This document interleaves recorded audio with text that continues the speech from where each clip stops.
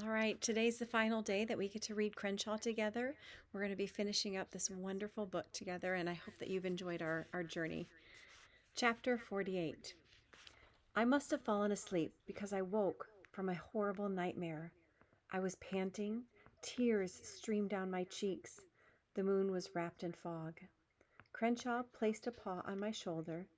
Gently, he butted his head against mine. Bad dream? He asked. I don't remember it, really.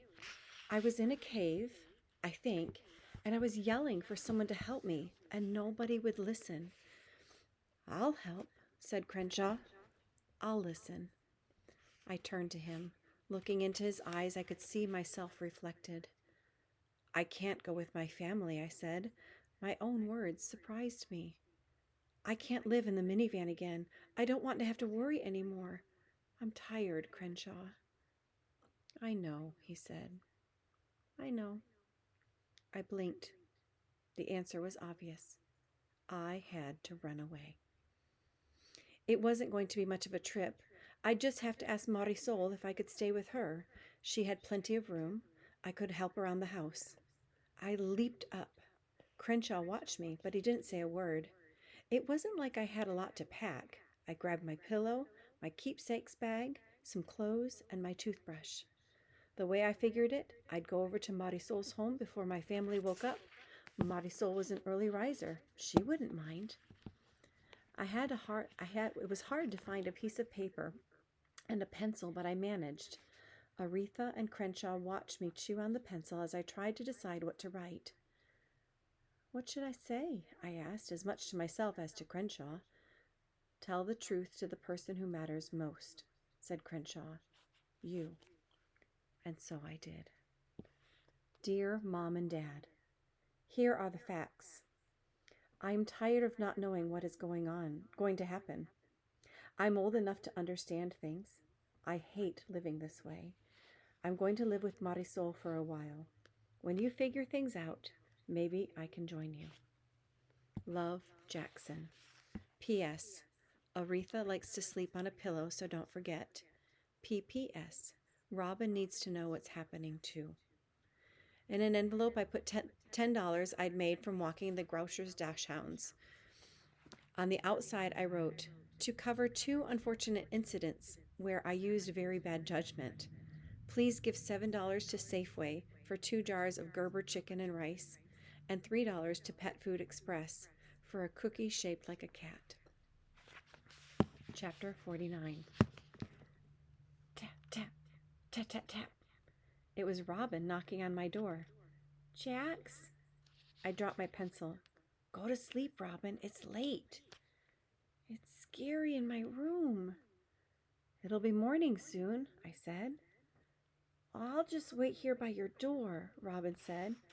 I have Spot to keep me company. I looked at Crenshaw. He held up his paws. Don't ask me.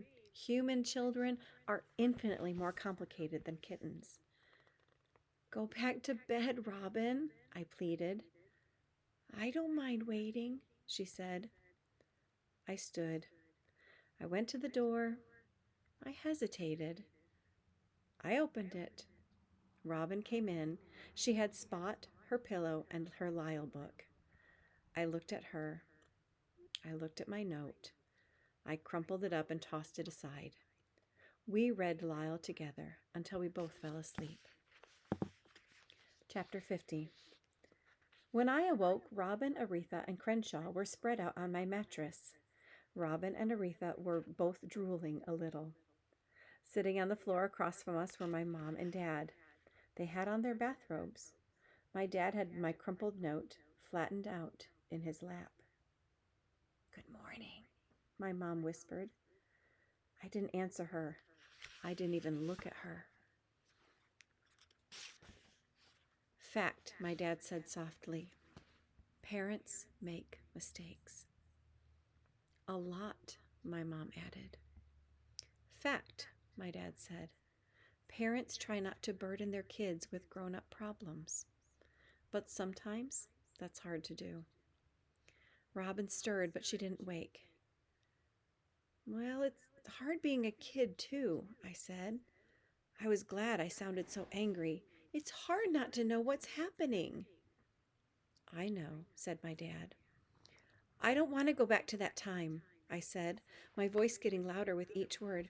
I hated you for putting us through it. It wasn't fair. Other kids don't have to sleep in their car. Other kids aren't hungry. I knew that wasn't true. I knew that lots of other kids had it worse than I did, but I didn't care. Why can't you just be like other parents? I demanded. I was crying hard. I gasped for breath. Why does it have to be this way? My mom came over and tried to hug me. I wouldn't let her. We're so sorry, sweetheart, she whispered. My dad sniffed. He cleared his throat. I looked over at Crenshaw. He was awake, watching me carefully. I took a deep, shuddery breath. I know you're sorry, but that doesn't change the way things are. You're right, said my dad. No one talked for a few minutes. The only sound was Crenshaw purring gently, and only I could hear him. Slowly, very slowly, I began to feel my anger changing into something softer. It's okay, I finally said. It's really okay. I just want you to tell me the truth from now on. That's all. That's fair, my dad said. More than fair, Mom agreed. I'm getting older, I said. I can handle it. Well, then here's another fact, said my dad. Last night, I called the guy who wanted to buy our guitars. He told me his brother owns that music store down by the mall. He needs an assistant manager. His brother also has a garage apartment behind the store that won't be occupied for a month. It'll give us a roof over our heads for a little while anyway. Maybe some more work. That's good, right? I asked. It's good, my dad said, but it's not a certainty. Here's the thing, Jackson. Life is messy. It's complicated. It would be nice if life were always like this. He drew an imaginary line that kept going up and up. But life is actually a lot more like this. And he made a jiggly line that went up and down like a mountain range.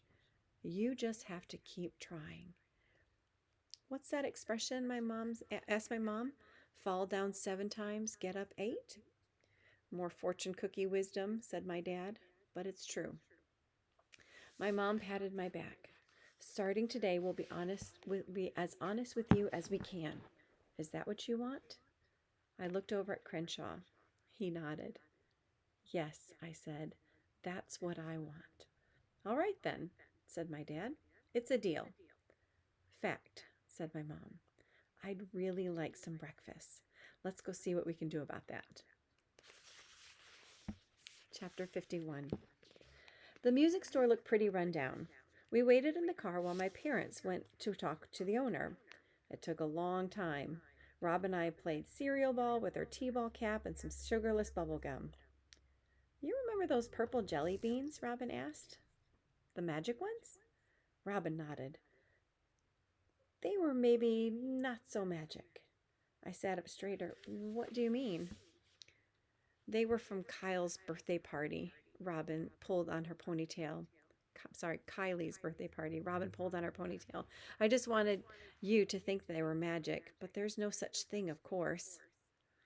I don't know, I said. Could be magic happens sometimes. Really? Robin asked. Really, I said. When my parents came out of the store, they were smiling. They shook the man's hand, and he gave my dad a set of keys. Got the job, my dad said. It's part-time, but with everything else, it should help. And we can stay in that apartment for a month anyway. Hopefully by then we'll have come up with yet another plan. We really want to keep you and Robin in the same school. We're going to do our best, but there are no guarantees. I know, I said, but even though it didn't solve all of our problems, I felt a little better. The garage apartment was tiny with only one bedroom. There was no TV, and the carpeting was a weary beige. Still, it had a roof and a door and a family who needed it. Chapter 52. The article I read about imaginary friends said they often appear during times of stress. It said that as kids mature, they tend to outgrow their pretend world. But Crenshaw told me something else. He said imaginary friends never leave. He said they were on call, just waiting in case they were needed. I said that sounded a lot like a lot of waiting around, and he said he didn't mind. It was his job. The first night in our new apartment, I slept on a chair in the living room. I woke up in the middle of the night. Everyone else was sleeping soundly. As I headed to the bathroom to get a drink, I was surprised when I heard the water running. I knocked, and when no one answered, I opened the door a crack. Bubbles floated and danced. Steam billowed, but through the mist I could make out Crenshaw in the shower fashioning a bubble beard. "Do you have any purple jelly beans?" he asked. Before I could answer, I felt my dad's hand on my shoulder. "Jackson, you okay?" I turned and hugged him hard. "I love you," I said, "and that's a fact." "I love you too," he whispered.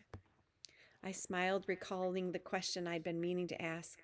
"Dad," I said, "have you ever known anyone by the name of Finian?" "Did you say Finian?" he asked with a faraway look in his eyes. I closed the bathroom door, and as I did, I caught another glimpse of Crenshaw. He was standing on his head. His tail was covered with bubbles. I squeezed my eyes shut and counted to 10, slowly. 10 seconds seemed like the right amount of time for me to be sure he wasn't going to leave. And when I opened my eyes, Crenshaw was still there.